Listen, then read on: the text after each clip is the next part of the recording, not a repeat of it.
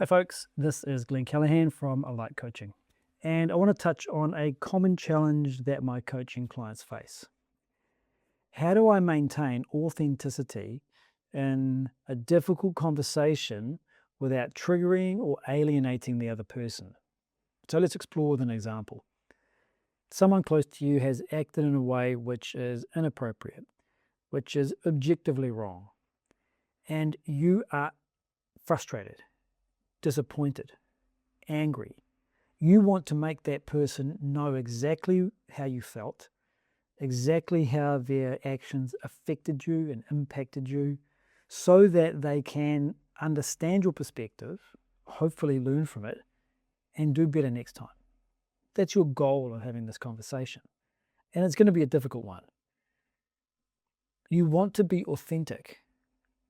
Now, what do we mean by authenticity?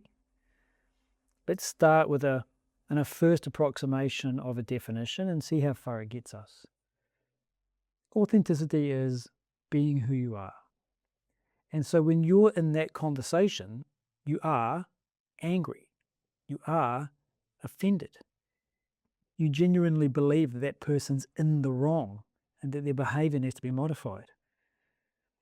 Now, if you just express the emotions that you're feeling and the thoughts that you're having in the moment, you're absolutely right. You're going to alienate and frustrate that person. They're going to get defensive and it's going to escalate. So it seems like you've got two no-win options. One is to be authentic and really express what you're thinking and feeling, alienate the person, and the conversation loses its purpose. Or you have to hide behind some veneer, fake understanding and compassion, or non-attachment and aloofness. You're not really bringing yourself to it, and they are not seeing actually how it affected you. So part of the problem here lies in this understanding of authenticity as being myself and a too narrow definition of what yourself is. Yes, you are someone who is frustrated and angered and offended by that behavior. That's true. And you are someone who wants to express all of that.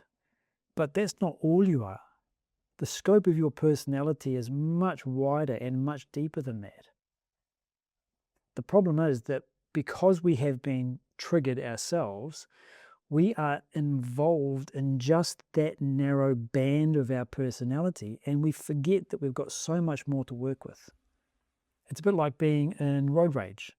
Someone cuts you off in traffic, and your reaction and your response is narrowed down to whatever your road rage gets you to do.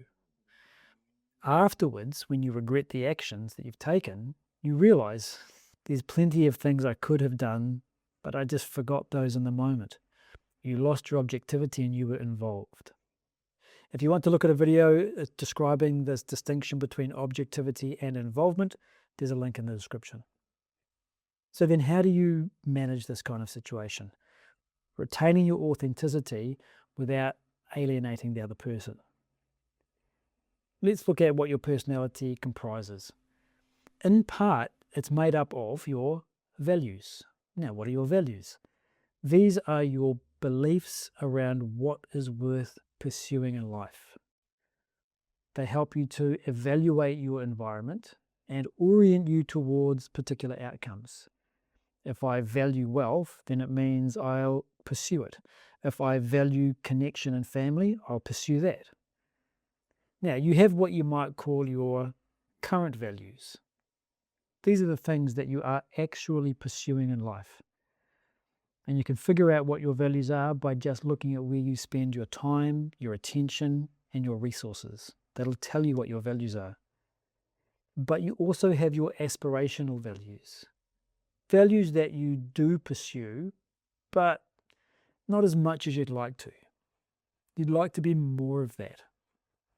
So if we start to frame this scenario in terms of the values, then we can see that authenticity is a value. Authenticity means being who I am.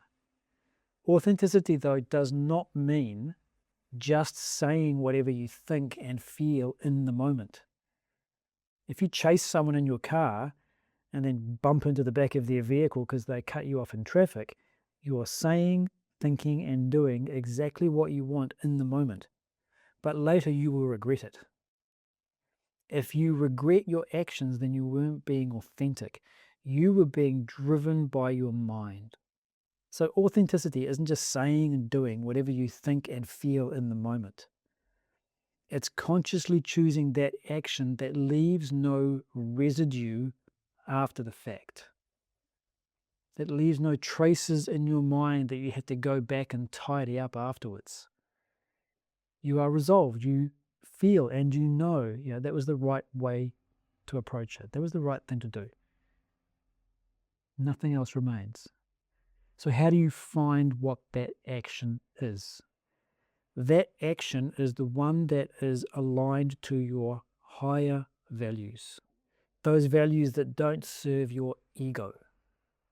For our purposes here, we can say that the ego is self-interest without thinking about the bigger picture.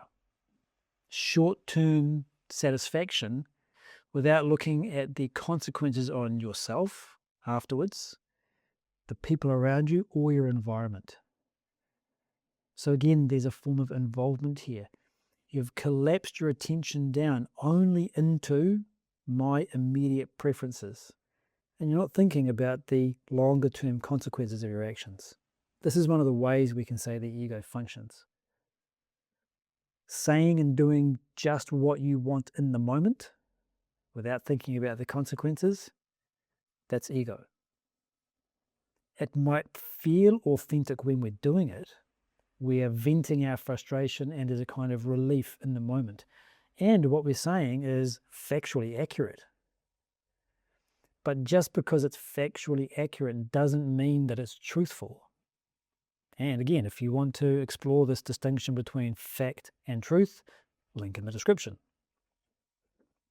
So authenticity then as a value and as an action is choosing that course of action that leaves no residue for you afterwards.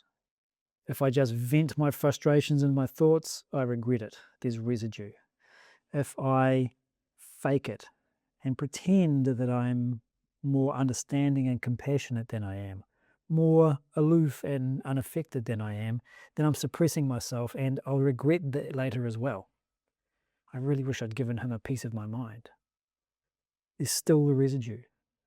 So the way to be authentic in this situation is to first of all know what you're trying to achieve beyond just your ego's demands.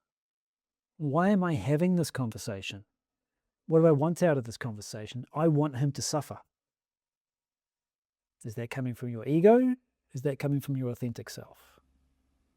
It sounds a lot like ego. So not the best goal. What else do you want out of this conversation? Okay, I want him to at least feel what I felt, to know what was going on for me. Why? I want us to have a deeper understanding, a clearer understanding of each other's nature. Why? So that we can act better going forward. So that we can have a more meaningful relationship.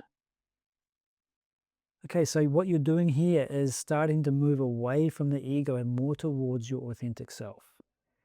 And as you go along here, you're aligning more directly with your core psychological needs. And again, if you want to understand a bit more about your core psychological needs, link in the description. But the point here is that you're moving away from the ego. And so we've got one or two or maybe three important, authentic goals that we want out of this conversation. So what we're doing here now is establishing the kind of values that you want to bring to this conversation. And then the question is, what do these values look like as action? It's not enough to just have some nice ideas bouncing around inside your head. What do they look like when they are instantiated as action coming from you? Now, it's important to bear in mind that different people will have different higher values. And even for someone who has the same values as you, how they express will be different. So you've got to start thinking about what it looks like as action for you. What you've done is move yourself away from just being involved in your ego and expressing whatever you think and feel and calling that authenticity, to understanding more about your own nature, what your higher values are, and expressing yourself through those values. When you do that, you minimize the amount of residue thereafter. And you've also satisfied the initial demand that led you here in the first place, which was that pressure that you felt to just tell the other person what you're experiencing. So this was a brief exploration into this idea. There were more moving parts that I didn't go into, obviously. If you have any questions, comments, or disagreements, please comment below. Thanks for your attention, and I'll see you next time.